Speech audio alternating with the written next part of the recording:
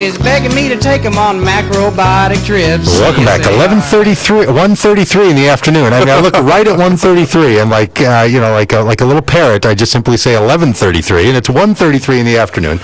Our program used to be on 11:33. This segment with natural health coach Shelley Pagitt. Hey, we just had that little bit with the Smitten Kitten, who are advertisers, and I was listening to Glenn's introduction of the weather, which is 2 to 4 inches of snow this evening, and in through tomorrow. But then a little bit about Milda's Cafe.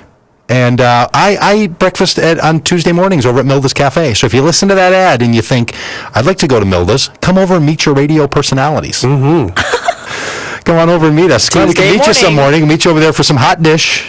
I'll meet you there Tuesday morning. We're there from 8 till like 9:30. All right. Yeah, we should do it because, it's one of the advertisers here on the station. Yeah. And are you going to talk about how you actually knew Milda? And I knew Milda. I don't know if you know this. Did I ever tell you that? I grew up with Milda. She lived in the apartment above me when I was growing up as a child. I didn't know she was I didn't know she would be, her cafe would take on such a legendary status. But it be a part of your adult life? Yeah, and a part of my adult life. I can't use the phrase adult life now after that last segment without it having all kinds of meaning. Yeah. That was I found it to be quite a lively and enjoyable conversation with our friend Jennifer over there at the Smitten Kitten. Well, this is the natural health coach, the tipster, Shelley Pagitt, who gives us a tip every week. We're going to put together a Shelley Pagitt tip jar at the end of the year, and people can order that off the website, DougPagitt.com. I just say that every week so that we'll actually do it. It's like who's going to do that? I don't know. Somebody. One of the great listeners here will put together the tip jar. They will go back, they will listen to all of these, and they will pull them together. Or we'll make it a virtual tip jar where you can go watch the segments on YouTube. Because if you like listening to this radio program, you've said, I would love for my friends to have heard that Shelley Pagitt segment or that conversation with Jennifer or someone. We record all of these segments on video, and then we put them up on the internets. And you can get them on Facebook, you can get them on YouTube, you can subscribe to the channel, and you can follow the radio show right there, and you can pass them along to your friends. Or you can subscribe to the podcast, but you can get them all those ways. So this is natural health coach Shelley Pagitt, looking very tan still. Now, you've been back from vacation for more than a week. Have you been going to the tanning booth to freshen up? All right. I'm just holding it well because I use very, very good, actually, we could get them as an advertiser on here as well. Sometimes I feel weird, talking about products because I use such good, awesome, specific products, and sometimes I feel a little weird about it, but I think that people should know I use Evan Healy face care, and it's so good, and it's like this natural oil that for a moisturizer, and so you put one little pump in your palm, and then you spray this other stuff with it, mix it up, and pat it on your face. Keeps you looking nice and fresh and your skin clean. So this beautiful face brought to you by Evan Healy Face Care. Evan Healy. Thanks, wonderful. Evan. I've known this woman for going on 30 years, and I've never heard this Evan Healy. It's newer. Oh, it's newer to me. I got a training on it. He's new to your life. Her. Evan is a girl? Evan. She was training under Dr. Hauschka, which I don't know if that makes amazing, me feel better or more concerned. Evan Healy. Yeah, she's wonderful. All right. So what's our natural health tip of the week? Limit screen time, especially around your children. Because one opens the window and all they have is the screen? No. I've been thinking about this for a while, and I know normally on the show I talk about like what to eat, not to eat, how to move, that kind of stuff. But I really think that as a healthy person, I look at myself holistically. So I think about all the areas of my life and how can one be most balanced in their lives. And I think that a lot of times that's really what I'm going for. Most people, all of us are out of balance in areas of our lives. And so this is more not like what to eat or how to move, but it's kind of a way to think, and again, maybe developing a little bit of a different rhythm. Oh, and by screen time, you mean computer screens and television screens and movie screens? iPods. All that stuff is so... All and the I know fun you're going to stuff. smirk. All the fun stuff. Listen, Hey, what does your husband do for a living? Well, he runs a social media consulting company and a radio show. Okay, so I'm just thinking, primarily, I've seen this out in public a few different times, and it makes me uncomfortable. And we talked a couple of weeks ago how I have a background in child development and child psychology. Mm-hmm. And I take parenting and raising kids and relationships pretty seriously. Mm-hmm.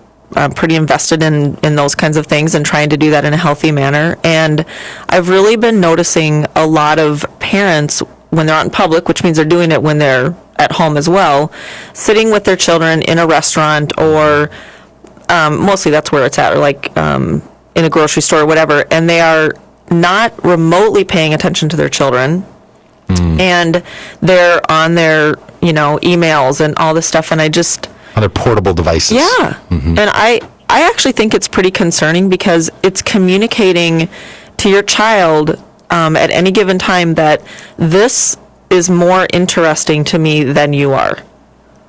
And I think there's a place for it. But sometimes, I gotta tell you. I know. And I really believe it. I believe... Good sketch comedy is much more pleasurable than smart back talk. It's very discouraging to see it, though. Yeah, and it's really tempting to participate in it. And I know you know me as an earnest person and, all this and that. And I want more than that to come out, and I want people to really think about what they value, in life, and how they make their relationships work in life. What their choices are, and their choices really matter, and they impact people around them. So last night, we watched a movie. I actually watched a movie called The Mechanic at the theater, which was singularly the worst movie I've seen since the last really bad action movie I saw. And I did not watch the movie, so I have no comment. But then I came home and we watched Born Identity because it was on television. We watched it with our kids.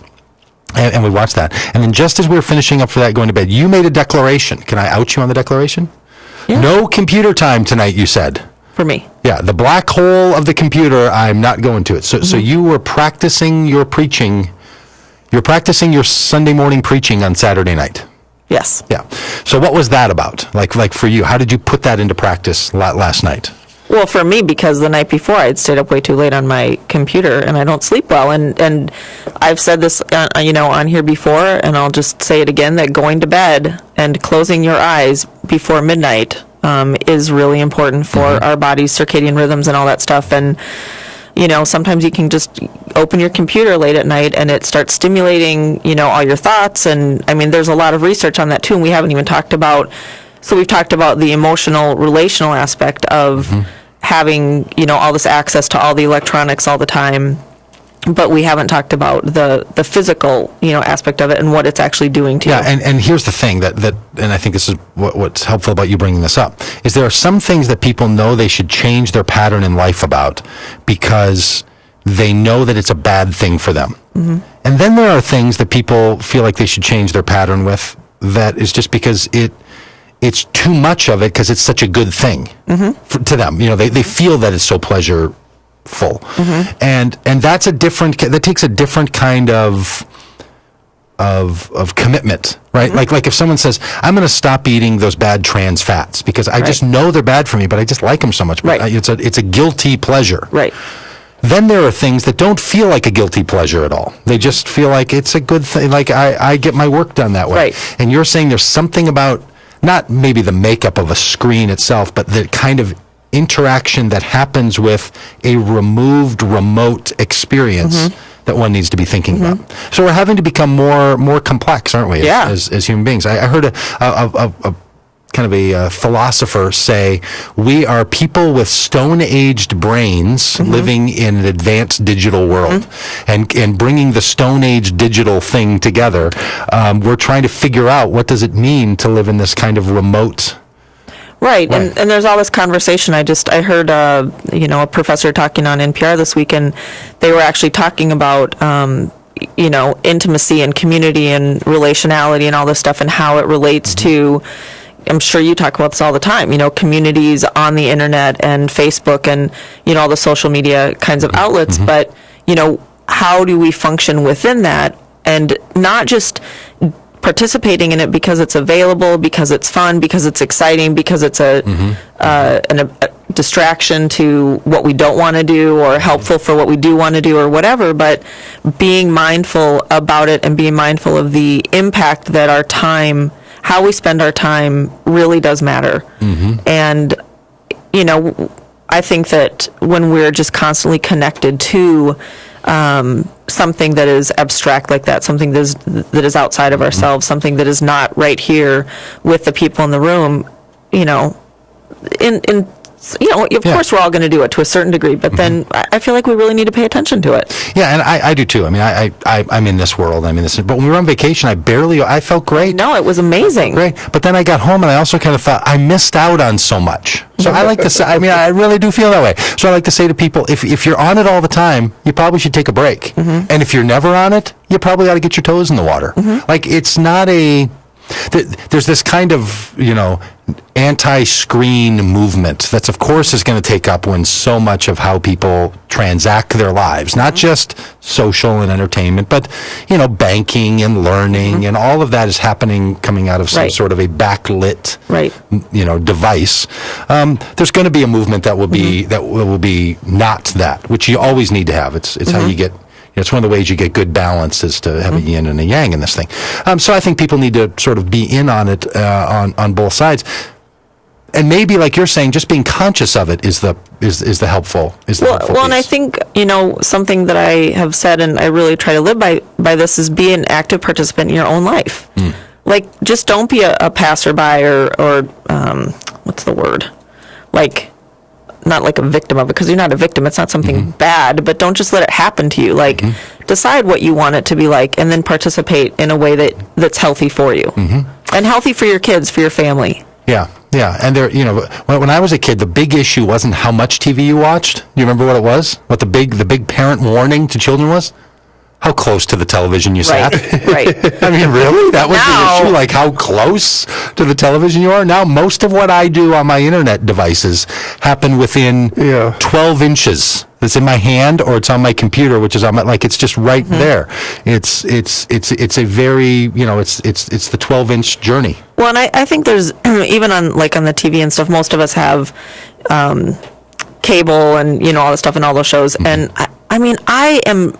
Seriously, maybe I sound old here, I'm amazed at the amount of stupidity, that is actually on TV that people are watching, and I'm just like, wow, I really think we should think about that. I tend to think the number of people, the number of great things on television are equally as great. Like the reason I'm bothered by bad TV is because it can be so good. Right, there's a lot of good things on TV. That's why I find myself bothered by it. This is natural health coach Shelley Pagitt, who's a big fan of television, I will tell you.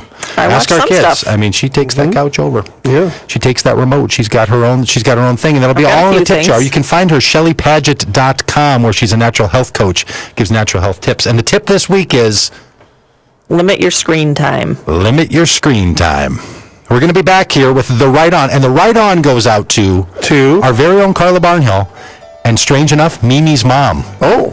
Mimi's mom and Carla Barnhill with the Right On. Stay tuned. I'll let you know why. It's often said, all politics are local. Well, the same holds true for our